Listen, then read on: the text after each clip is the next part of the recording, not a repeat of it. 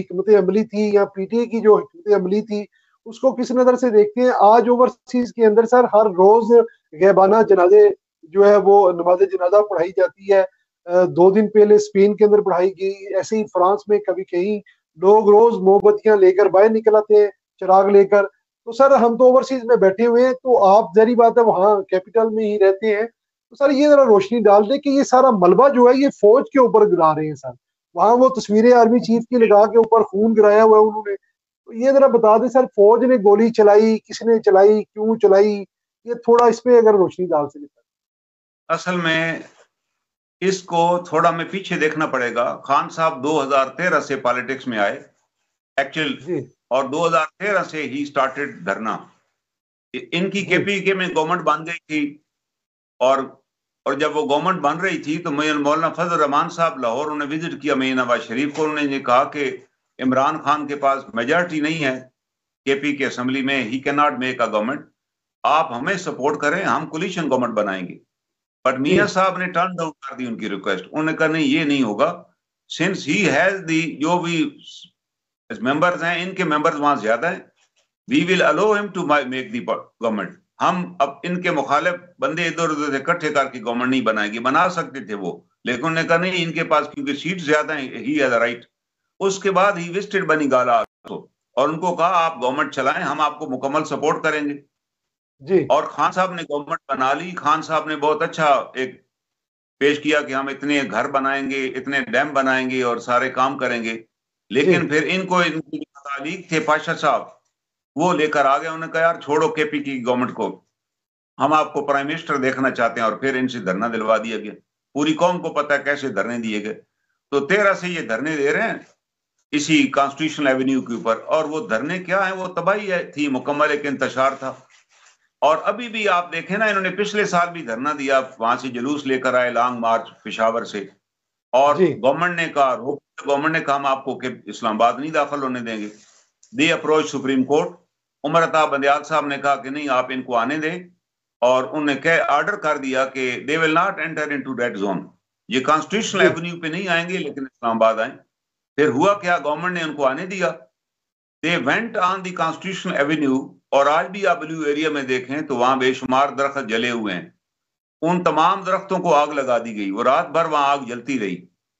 और सुबह जब वो केस चला सुप्रीम कोर्ट में और उन्होंने कंटेम्प्ट दायर की, तो उमर अताब बंदियाल साहब ने कहा, नोटिस बड़ी मुश्किल से जारी किया, इनको नोटिस दिया उन्होंने इमरान खान को कि you have violated my order. लेकिन साथ ये भी उन्होंने कहा कि हो सकता है, खुद ही जवाब पेश किया, हो सकता है खान साहब को मेरा ऑर्डर किसी ने पहुंचाया ना हो, क्योंकि वो तो लॉन्ग मार्च पे आ रहे थे। भाई पूरी दुनिया के टीवी पे आ गया, उनका बंदा एडवोकेट उनका पेश हुआ उनकी तरफ से, तो ऑर्डर हवा में आपने दिया था। और वो केस कल भी सुप्रीम कोर्ट में लगा हुआ था 10 तारीख को, I was present in the supreme court, जिसमें उन्होंने कहा जी हमें इनको फिर नोट, उन्होंने कहा जी हम तो वी आर सीरियस। मेरा ख्याल है supreme court should take action on that. उस वक्त अगर एक्शन ले लिया होता ना बंदियाल साहब ने, गुड्डू सी साहब ने, तो ये सूरत हाल ही ना पैदा होती।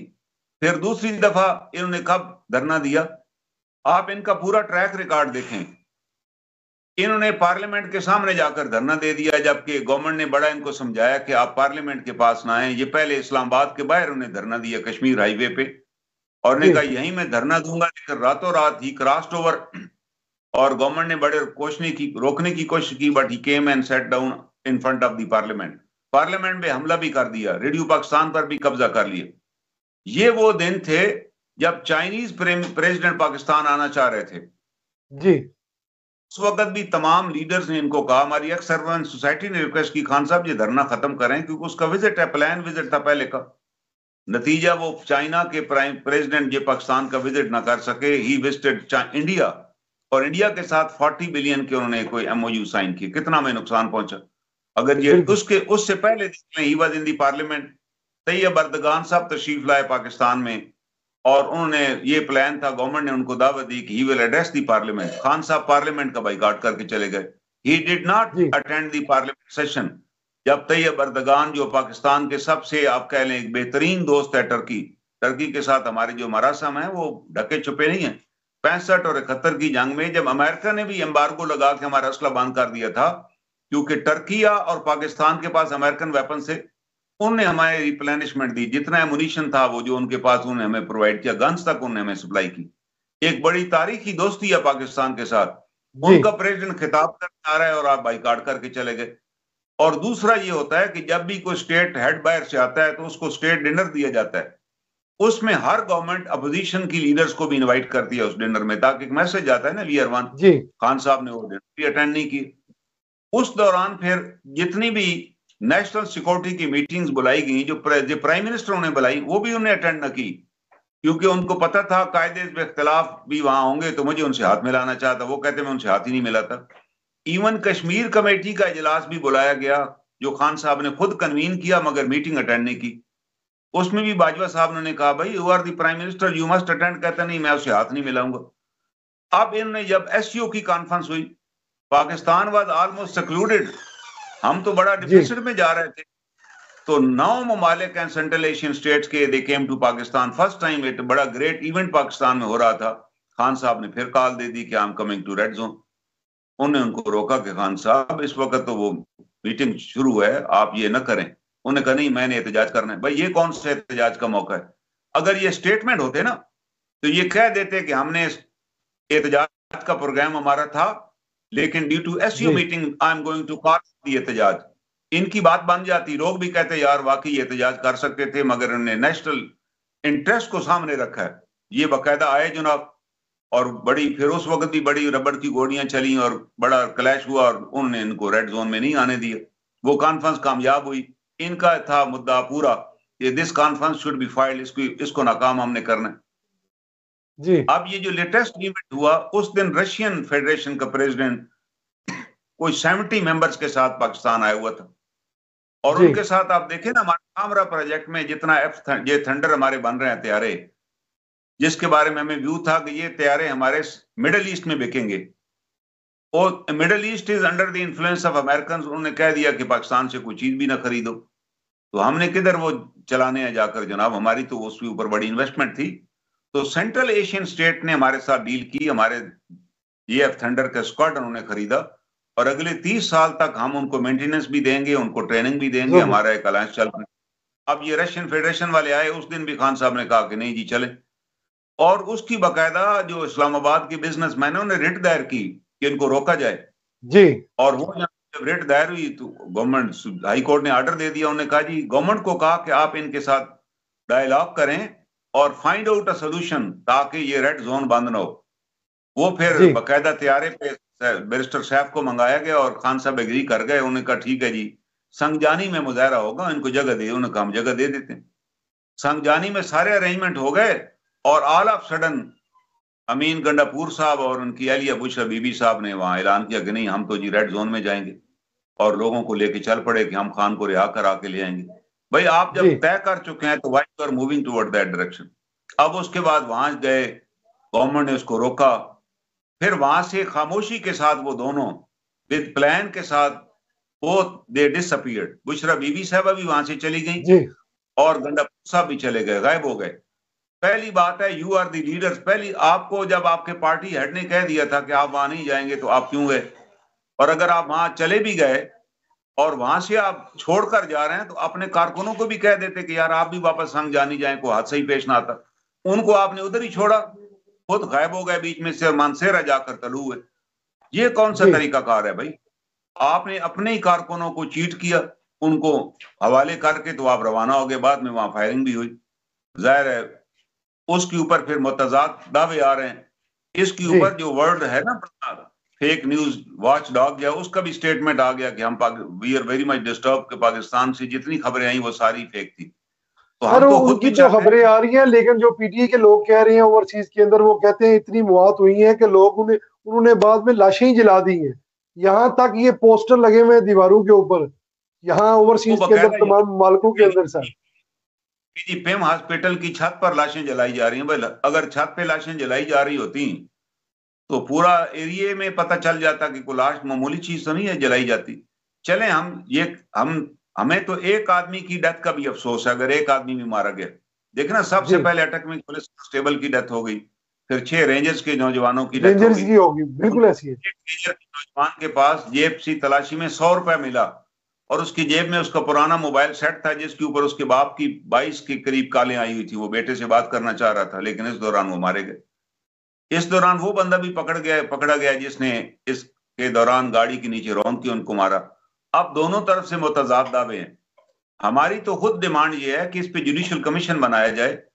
वो जुडिशियल कमीशन 2013 से लेके आज तक होने वाले धरनों का भी हिसाब करे और ये भी अंदाजा करे इन तमाम धरनों में मुल्क की मईशत को कितना नुकसान पहुंचा और मुल्क के वसाइल को कितना नुकसान पहुंचा और मुल्क के अंदर कितनी अनरेस्ट हुई, ये भी तो कोई हिसाब करे ना। और ये भी पूछे कि जब तय हो गया था कि संगजानी पे मुजाहरा किया जाएगा, संगजानी पे हम बैठेंगे, गवर्नमेंट ने जगह भी दे दी, वो बड़ी ओपन स्पेस थी, फिर बुशरा बीबी जो पार्टी की मेंबर भी नहीं है, उनको किसने कहा कि आप वहां पहुंचे जी, और अली अमीन गंडापुर को लेके वहां चली गई और वहां से गायब भी हो गई। एक आज ये बार बार कहते हैं कि जलियांवाला बाग दोहराया गया है। मैं थोड़ी सी जलियांवाला की हिस्ट्री आपको बता दूं। ये 1919 में जलियांवाला इंसिडेंट हुआ और उसमें सबसे बड़ी बात है कि उसके अंदर एक शख्स का नाम आता है हंसराज। आप नेट पे उसका नाम डालिए, हु वाज हंसराज। ये हंसराज वो बंदा है जिसने बकायदा पोस्टर लगाए दिल्ली में। ये कोई कांग्रेस ने नहीं डिमांड किया था जलसा के वहां को हम जलसा करना चाहते हैं। वो हंसराज ने जलियांवाला में पोस्टर लगाया कि जी हम कल जलसा कर रहे हैं, लोगों को इकट्ठा किया। और जाहिर है ब्रिटिश गवर्नमेंट ने रोका कि आप इस तरह जलसा हम नहीं कर सकते, बड़ी तंग सी जगह सी, वहां उसने खिताब किया। और जब फायरिंग शुरू हुई तो ये मौसूफ हंसराज खिताब कर रहे थे उस वक्त, और फायरिंग के दौरान ही वो गायब हो गए वहां से। और बाद में जो लोगों ने जिन्होंने अटेंड किया था जलसा, उनकी मुखबरी भी उन्होंने की, उनकी मुखबरी पे वो गिरफ्तार हुए और लेटर ऑन ही डिसअपीयर्ड। और फिर बाद में पता चला कि he was working with special branch, वो बरतानिया की स्पेशल ब्रांच की एम्प्लॉय थे, उन्हीं के लिए काम कर रहे थे। हंसराज का नाम आज भी उसकी आता है। जब भी जलियांवाला बाग है, वो कहते हैं ये कौम के साथ एक कंस्पिरेसी की गई कि लोगों को इकट्ठा किया गया और कि बरतानवी जनरल डायर ये चाहता था कि एक मुजाहरा हो, एक जलसा हो, ताकि हम फायरिंग करें और लोगों को डरा डरू दें और बाद में कोई भी सर ना उठाए, और जिसके अंदर उन्होंने हंसराज को यूज किया। ये पूरी स्टडी आ चुकी है, पूरी डिटेल रिसर्च इंडिया में शाई हुई है हंसराज के ऊपर, what was the role of Hansraj.